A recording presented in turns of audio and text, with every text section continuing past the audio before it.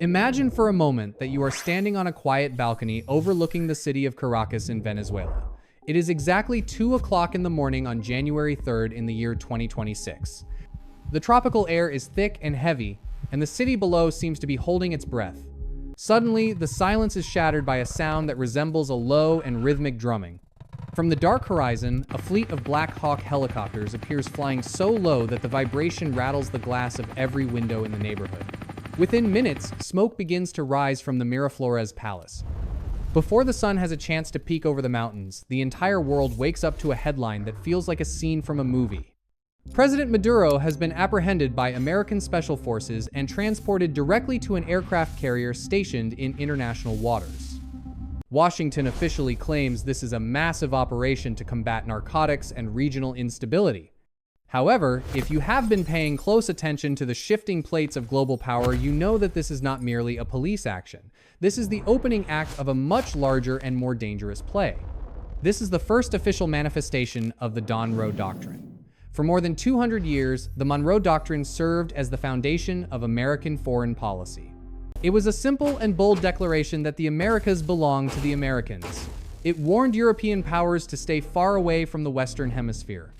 But over the last 2 decades, that doctrine seemed to vanish like a ghost. While the United States was pouring trillions of dollars and years of focus into conflicts in the Middle East and expanding military presence in Eastern Europe, they turned their backs on their own neighbors. They left a massive vacuum of power and influence. And as we know from the history of empires, power always seeks to fill an empty space. Into that silence stepped China. They did not arrive with tanks or soldiers, but they brought something that was much harder to refuse. They arrived with massive checkbooks, thousands of tons of concrete, and a promise of a future that the states seemed to have forgotten how to build. By the time 2024 arrived, the map of South America had been redrawn in shades of red. Brazil, Argentina, Chile, and Peru had all transitioned to making Beijing their primary trading partner. China did not just buy their agricultural goods and minerals, they built their digital and physical world. They installed the fiber optic cables that carry their internet. They constructed the massive dams that power their megacities. They built the ports that connect them to the global economy. They were masterfully utilizing what experts call the money fatal point. They made it economically impossible for these nations to say no to Chinese interests. But now, in 2026, the pendulum is swinging back with a force that is staggering. Donald Trump has returned to the White House with a singular and uncompromising mission. He intends to evict the dragon from the backyard of the West.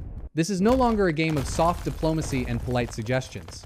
This is the era of the Donroe Doctrine, which is a combination of the name Donald and the original Monroe spirit.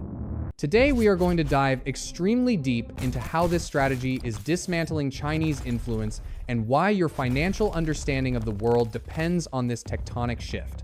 To truly grasp why 2026 is a breaking point, we must look at the historical numbers that led to this crisis. Data provides a clear picture of how the United States lost its grip on the Western Hemisphere.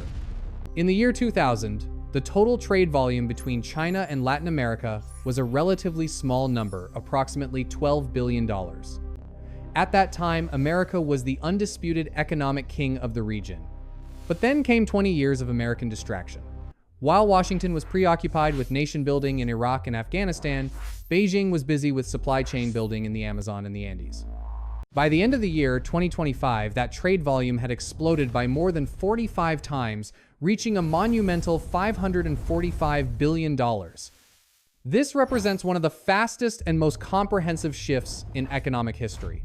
In just one generation, China managed to replace the states as the main economic engine for nearly every significant nation on the continent. This was a masterclass in infrastructure hypnosis. China told these countries that while America only offered lectures on democratic values and human rights, China offered bridges, railways, and immediate investment. They targeted the self-interest fatal point of local leaders.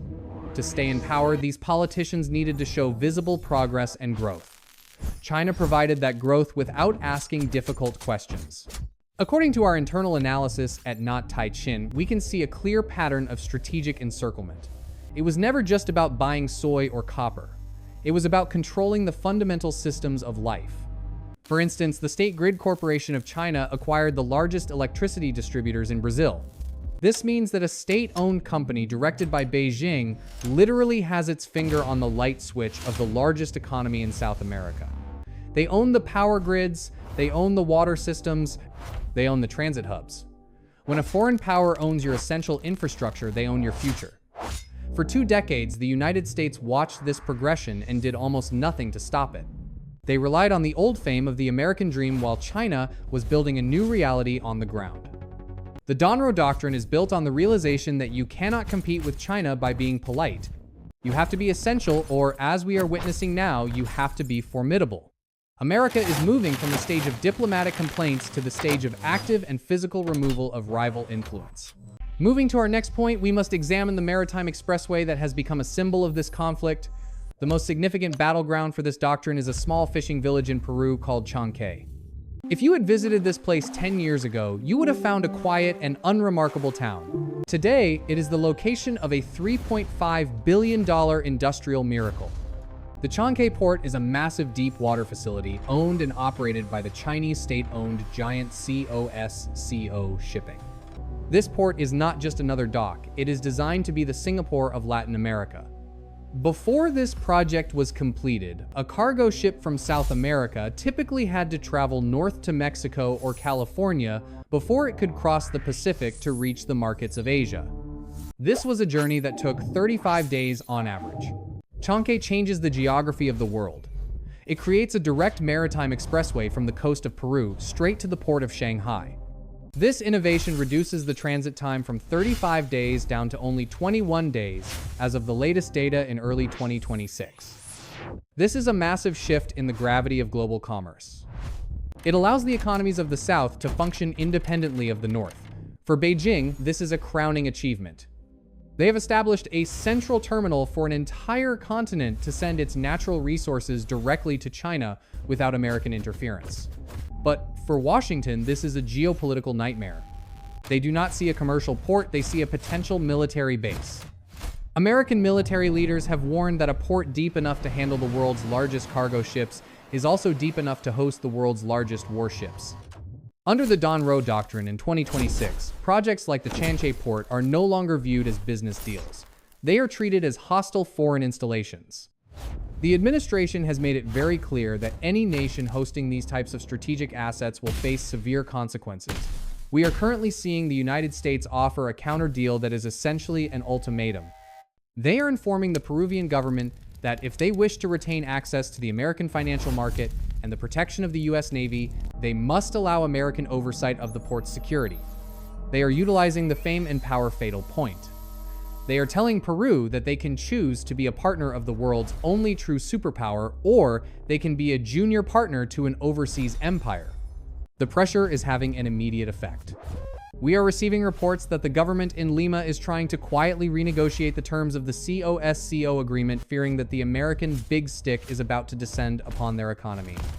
This is the core method of the Donroe Doctrine. It identifies the most important Chinese asset and places a target directly on it. In addition to the ports, we must consider the energy resources that power the future. If the ports are the arteries of this global struggle, then lithium is the very blood. We are currently living in the middle of a massive energy transition. Every single piece of modern technology, from the smartphone in your pocket to the electric vehicle in your garage, depends on lithium-ion batteries. Geopolitical experts now refer to lithium as the white gold of the 21st century. And the most significant supply of this gold is not found in the States or in China. It is concentrated in a specific region known as the Lithium Triangle, which includes parts of Bolivia, Argentina, and Chile. These 3 nations together hold approximately 60% of the world's known lithium reserves. For many years, China has been quietly and efficiently securing this supply. They have invested billions of dollars into mining operations across the triangle. They have built the specialized processing plants. They have signed long-term exclusive contracts. As we enter 2026, China still controls more than 70% of the global supply chain for batteries. This gives them a level of leverage that is absolutely terrifying to American car manufacturers. Without a reliable supply of lithium from the South, there is no electric Ford fleet. There is no Tesla expansion. There is no green energy revolution in the West. It is a perfect strategic choke point. In the year 2026, the Donroe Doctrine is intensely focused on breaking this Chinese monopoly. The United States is no longer asking for a minor seat at the table. They are flipping the entire table over. The administration has proposed the creation of the Western Hemisphere Battery Alliance. The terms of this deal are brutally simple. Any nation that continues to export its unprocessed lithium exclusively to China will be hit with massive tariffs on every other product they send to the American market. However, if they join the American alliance, the US government will provide billions in low-interest loans to build advanced processing plants within their own borders. This is a direct application of the money fatal point. Washington is telling Bolivia and Chile that they can either remain a source of cheap raw materials for Beijing, or they can become high-tech industrial partners of the United States. This is a decision that will determine the economic survival of these nations. We are seeing a massive tug of war for the control of the lithium triangle. If the states succeed, it will be the most significant blow to Chinese industrial strategy in decades. If they fail, America will remain dangerously dependent on its greatest rival for the energy that powers the future. Furthermore, we must discuss the most effective weapon in the entire Donroe arsenal. It is not a stealth jet or an elite commando unit. It is the Tariff.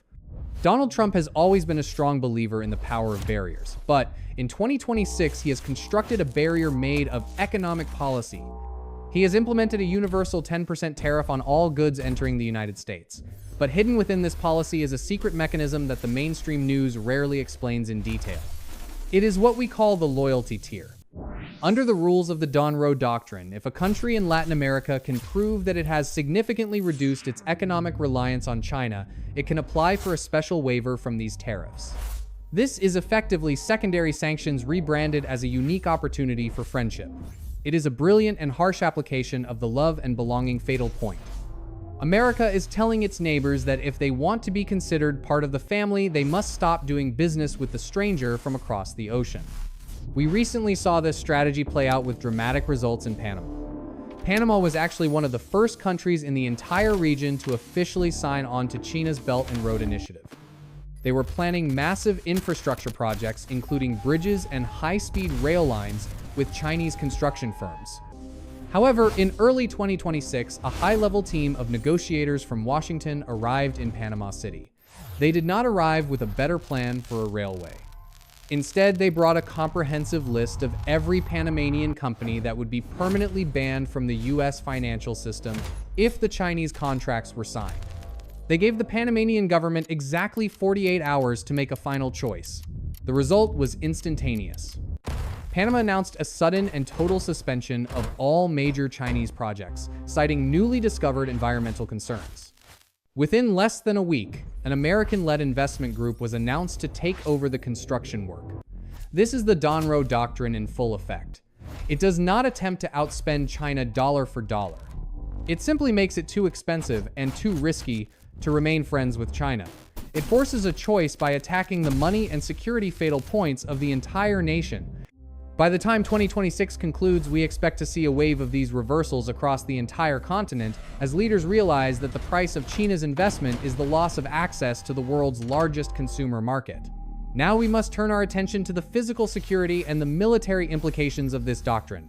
While the majority of this conflict is taking place in bank offices and shipping terminals, there is a much darker and more traditional side to the strategy of 2026. This is the return of the American military shadow over the hemisphere.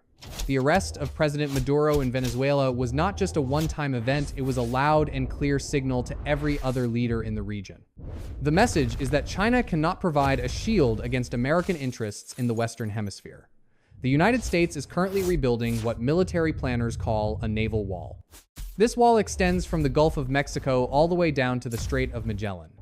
The most dangerous point on this wall is the nation of Nicaragua. For many years, the international community laughed at the idea of a Nicaragua canal. It was a project originally proposed by a Chinese billionaire that was meant to compete with the Panama Canal. Most people thought it was either a financial scam or a total fantasy. But in 2026, as the pressure from the Donroe Doctrine increases, the project has been suddenly revived.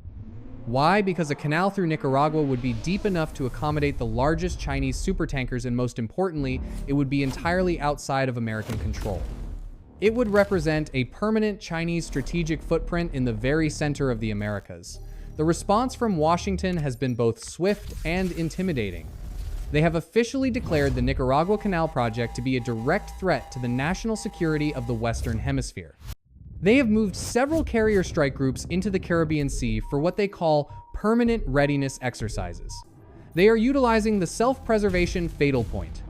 They are letting the government in Managua know that if they begin to dig that canal, they will find themselves in exactly the same position as Maduro.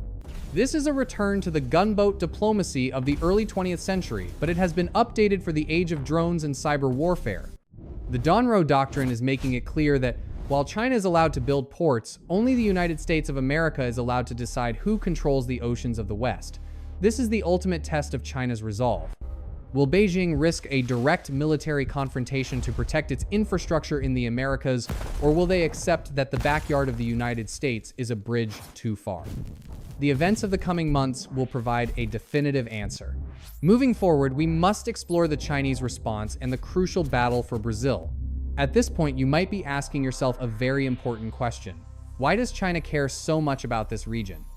Why would they risk so much conflict for a region that is thousands of miles away from their own borders? The answer is simple and quite terrifying for the global economy. China cannot walk away because they are physically and economically addicted to South America. The miracle of the Chinese economy is built on a foundation of natural resources that they simply do not possess at home. They need the iron ore from the mines of Brazil to build their massive cities. They need the soy from the fields of Argentina to feed their enormous population. They need the copper from the mountains of Chile to manufacture their electronics. If the United States successfully cuts China off from these resources, the Chinese industrial machine will begin to suffocate. This is why Beijing is fighting back with its own version of the love and money fatal points.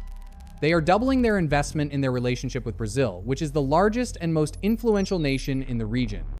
President Lula has been walking a very dangerous tightrope, attempting to maintain a friendship with both the West and the East. But in 2026, that tightrope is finally snapping. The average income in Brazil has reached approximately $9,000 per year, but this growth is fragile. Trump is demanding that Brazil ban the Chinese technology giant Huawei from its 5G telecommunications network and cancel its satellite cooperation programs with Beijing. In return for these demands, China is offering Brazil a primary seat at the table of a new global financial system that bypasses the American dollar entirely. This is the real war of 2026. It is not just about who owns a specific port in Peru or a single mine in Bolivia. It is about which fundamental system the world will use to conduct trade for the next century. If Brazil flips to the American side, China loses its primary anchor in the Western Hemisphere. If Brazil chooses to stay with China, the US will have a massive hole in its Donroe Doctrine. We are currently witnessing a level of high-stakes bribery and economic coercion that is entirely unprecedented. America is using the threat of massive tariffs while China is using the promise of unlimited investment and independence from the dollar. It is a battle between the GDP of today and the potential power of tomorrow. For the people of Brazil, this is a nightmare choice. They are being forced to choose between their biggest customer and their oldest and most powerful neighbor. The outcome of this specific struggle will define the global order for the next 50 years. Furthermore, we must consider the broader implications for the global financial markets. As the world splits into two distinct economic blocks, the very nature of investment is changing. We are no longer living in the era of globalization where capital flows freely to wherever it can find the highest return. We are entering the era of geopolitical finance, where the security of your investment is determined by which side of the naval wall you are on.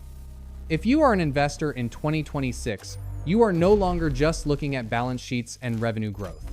You are looking at carrier strike groups and tariff waivers. You are looking at the loyalty tier and the battery alliance. The risks have never been higher, and the rewards for those who understand these tectonic shifts have never been greater. In addition to that, we must look at the human perspective and the return of the empire.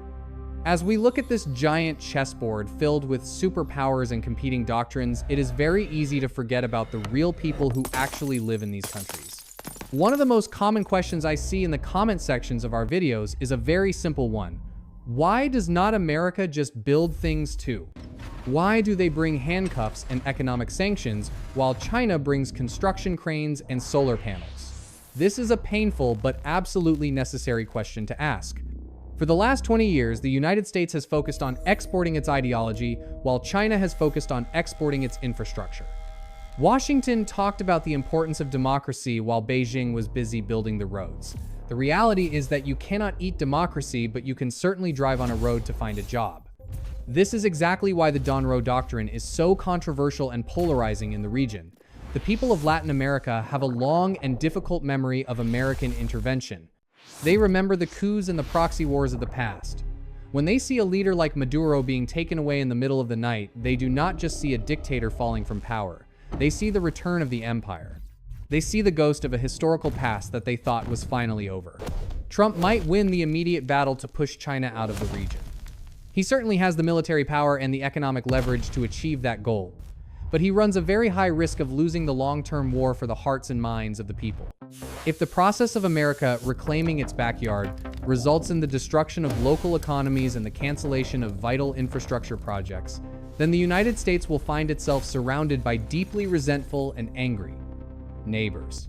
The Donroe Doctrine might successfully restore American dominance in the short term, but it could also light a fire of resistance that burns for generations. In the year 2026, we are watching the birth of a new and uncertain era.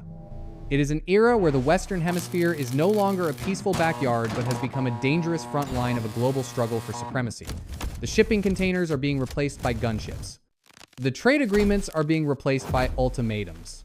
History teaches us a very clear lesson. When the giant elephants fight, it is always the grass that gets trampled into the ground. Latin America is the grass in this story. The strategy of 2026 is fundamentally about power, but the cost is being paid in the stability and prosperity of hundreds of millions of ordinary people. As we move forward into this very uncertain future, one thing remains perfectly clear. The world we once knew is gone. The backyard is now officially closed, and the fight for what comes next has only just begun. To conclude this deep dive, we must synthesize everything we have learned today. We have seen how the trade volume between China and this region has shifted from $12 billion to $545 billion in just 25 years. We have seen how a single port in Peru can reduce travel time from 35 days down to 21 days. And we have seen how China maintains a firm grip on more than 70% of the lithium supply chain. These are not just numbers, they are the building blocks of a new world order. If the Donroe Doctrine succeeds, the United States will have secured its flank for the next century.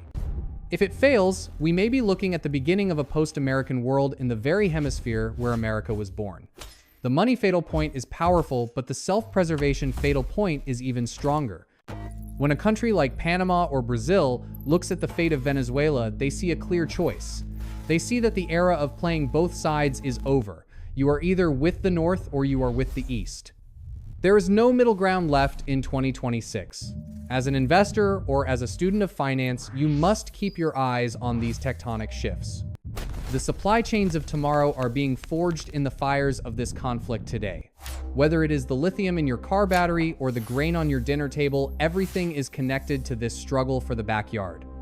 Stay sharp, stay informed, and always remember to follow the money, because the money never lies even when the politicians do.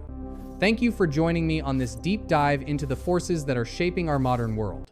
Do not forget to like this video and subscribe to the channel for more unfiltered analysis of the events before they become the news. This is FinGraphy, where we always look at the big picture. Imagine once more that balcony in Caracas.